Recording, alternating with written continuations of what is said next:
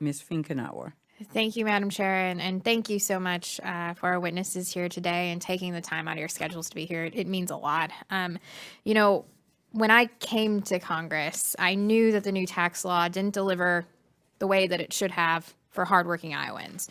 But I didn't realize the amount of unintended consequences it created until I started hearing from people in industries that have suffered and have actually taken the time to come here and talk about some of those issues.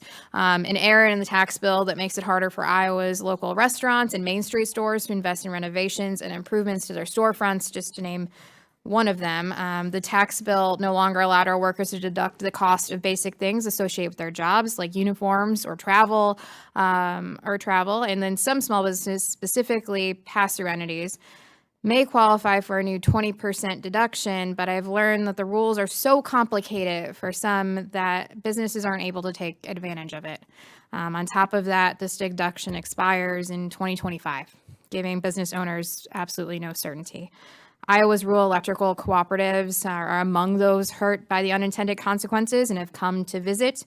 They stay tax exempt, but they have to maintain an 85-15 revenue split, meaning 85% of their revenue has to come from customers. The new tax law has made that hard, though, by counting federal grants and awards, even federal aid from FEMA after a disaster, as non-customer income, and then throwing off that revenue split.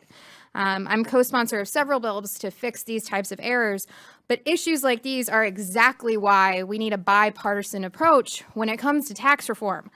This bill was put together essentially behind closed doors, and quite frankly, it shows. Mr. Bragg, what kind of impact do errors like this have on small businesses? And considering changes to tax law, what should Congress do differently in the future to make sure that both parties and stakeholders are heard? I think we need to get the small business a little bit more involved into this because, making the decisions based on, this limited understanding of things sometimes, basically, and then a quick decision process, it hurts the small businesses. Having, the example I will use if somebody who's living at the penthouse, he sees sun at all the times, but somebody who's in the lobby does not see the sun. So the person in the penthouse will make the policies to limit the sun, whereas a person in the lobby doesn't see any at all. So they're contradicting each other. So if we can have some kind of an involvement on the small business side where small business can be participating in the whole process rather than making 51 days, if it takes 5 months, that's perfectly fine, but we have a better solution. Thank you. And, I often tell my constituents that a day in my life in Congress actually looks quite a bit different than what you see on TV at night. And on this committee, we proudly work across the aisle to improve the lives of entrepreneurs and workers across the country. Just last week, the Small Business Committee passed 5 bills that help veteran entrepreneurs start and grow their small businesses. These bills are an example of exactly what we should be doing here in Washington and how we should be legislating. And I can't say that about the Tax Cut and Jobs Act. The law was not negotiated in a bipartisan manner. It was put together far too quickly. It disproportionately benefits those in the top 1%, and it'll add, again, trillions to our national debt here. Ms. Gravel, can you explain to us what the average tax cut would look like for the middle 20% of Americans versus the top 1% income group by the year 2025?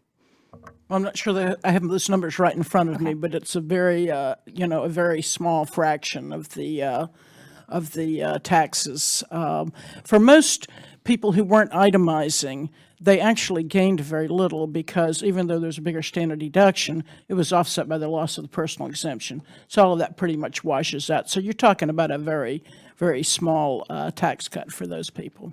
Well, thank you. And thank you guys again for being here and having this discussion. We need to make sure that we're putting dollars into the backs or into the pockets of hardworking Iowans and folks across the country.